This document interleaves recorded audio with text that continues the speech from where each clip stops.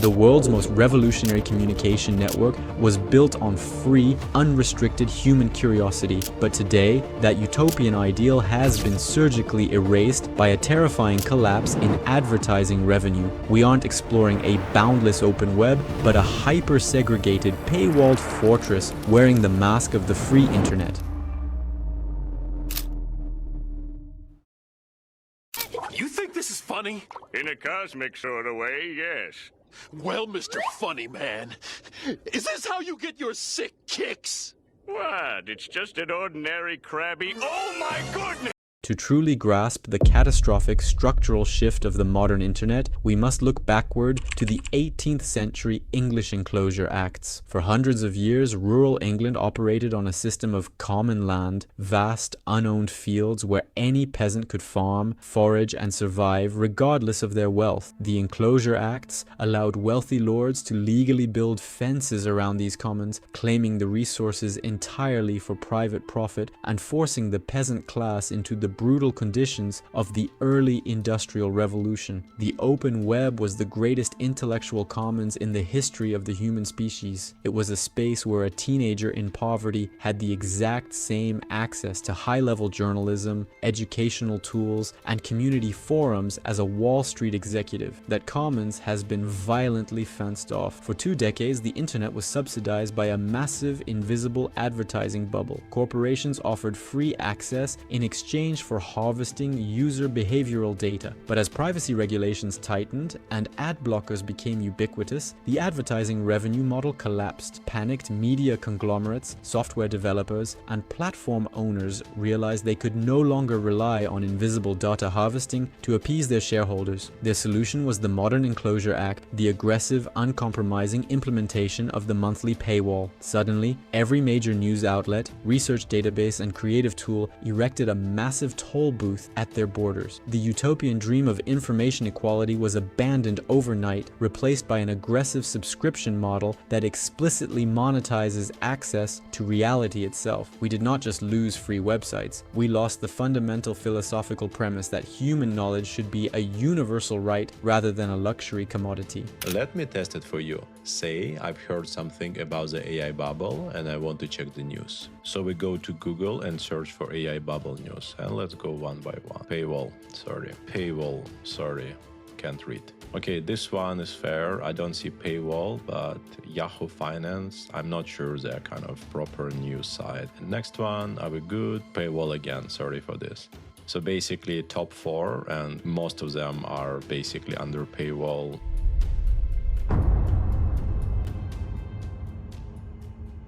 This aggressive fencing of the online commons has triggered something far more dangerous than simple consumer frustration. It has created a brutal epistemological class divide. Epistemology is the philosophical study of truth and knowledge, how we know what we know. In the modern subscription era, your ability to access the truth is directly correlated to your disposable income. Consider the modern media landscape. If you possess a high income, you can comfortably afford to spend hundreds of dollars a month on subscriptions to the Wall Street Journal, the New York Times, specialized financial substacks, and premium artificial intelligence tools. You are granted access to meticulously fact-checked journalism, high-level economic data, and powerful productivity software. You are allowed to reside inside the walls of the intellectual elite, consuming high-quality information that allows you to make informed decisions about your life, your investments, and your politics. But what happens to the working class when the average citizen is already being crushed by the rising costs of housing, groceries, and basic utilities? They cannot justify spending $30 a month just to read the news. They are systematically exiled from the walled gardens of premium information. The internet fractures entirely based on income brackets, ensuring that the wealthiest percentile of society enjoys a monopoly on factual reality, while everyone else is left starving outside the gates. If the working class is entirely priced out of premium journalism and high-tier internet access, what exactly are they left to consume? They are banished to the wasteland of the free web, a terrifying landscape that tech analysts have accurately dubbed the slop. Because high-quality human-curated information is locked away, the free internet has been completely overrun by automated garbage designed strictly to farm cheap engagement. The slop consists of AI-generated articles riddled with hallucinations, hyper-partisan clickbait designed to trigger emotional rage, and algorithmic video feeds that rot the human attention span. The platforms that remain free do not optimize for truth. They optimize for outrage, because outrage is the only emotion that still generates enough ad revenue to keep the servers running. If you cannot afford the paywall, you are forced to pay with your cognitive health. You are fed a relentless diet of misinformation and synthetic noise. This creates a catastrophic political environment. The working class is actively subjected to mass psychological manipulation simply because factual reporting is hidden behind a $15 monthly gate. When the truth becomes a premium product, conspiracy theories become the default language of the poor. The paywall does not just protect the profits of media conglomerates, it actively accelerates the radicalization of the general public by trapping them in an inescapable echo chamber of algorithmic sludge. The Daily Canberra. Canberra local news every day. Which boasts such local news as this. With Canberra's winter lap lanes busier than ever, the city's outdoor aquatic venues offer a surprisingly compelling cold water alternative. Helpful to be sure, even human reviewed, but only when required. Which clearly wasn't the case here. A sentence celebrating a network of forest trails that feed directly into discussions. The article recommending a leisurely dip at the Googong foreshores where swimming is prohibited, as well as the Manuka and Dixon open-air swimming pools, neither of which are open in winter, whose ambitions were never so parochial as just our nation's capital, establishing daily news sites from Ballarat to Brisbane and from the Central Coast to the Gold Coast. In Sydney, Shane's operation was busy last month reporting a shark surveillance program. Important news perhaps, but it was plucked not from its own notebooks, but from those of the staff of the Sydney Morning Herald.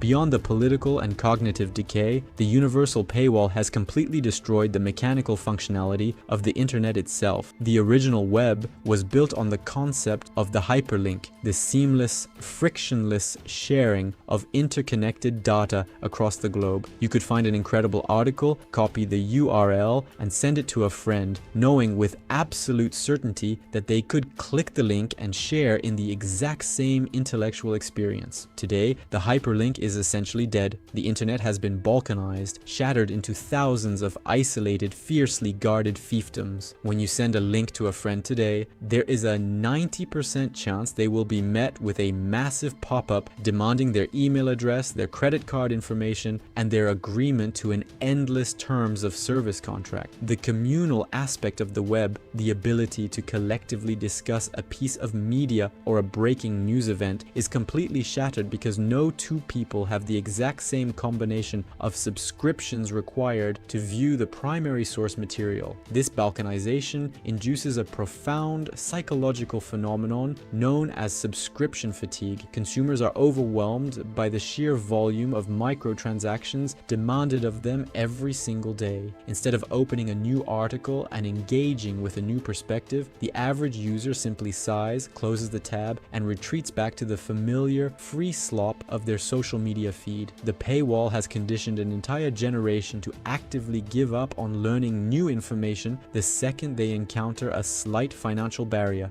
We must view the death of the free internet not just as a technological shift, but as a profound philosophical tragedy. We constructed the most powerful tool for human equality ever conceived. We built a machine capable of educating every single human being on Earth, offering a genuine escape from the geographical and economic limitations of birth. And then, terrified by declining profit margins, we took that utopian machine and deliberately reinvented feudalism. We have allowed a handful of massive conglomerates to successfully enclose the intellectual commons. The internet was supposed to set the human mind free. Instead, it merely built a more efficient cage and charged us a monthly fee just to look out the window. Welcome back. We bring you breaking news from OpenAI's live event. A new version of ChatGPT-4, that's their latest and greatest model. This new experience will be available to over 1 billion users. I'm going to be interviewing at OpenAI. Have you heard of them? OpenAI? Huh? Sounds vaguely familiar. Kidding, of course. That's incredible, Rocky. What kind of interview? You said that this is a time for soul searching in social media businesses, and you were part of building the largest one. I feel tremendous guilt. It is eroding the core foundations of how people behave by and between each other. My worst fears are that we, the field, the technology, the industry, cause significant harm to the world. I think if this technology goes wrong, it can go quite wrong. An anomaly on Capitol Hill. Private tech CEOs asking for more government regulation. It's usually the other way around.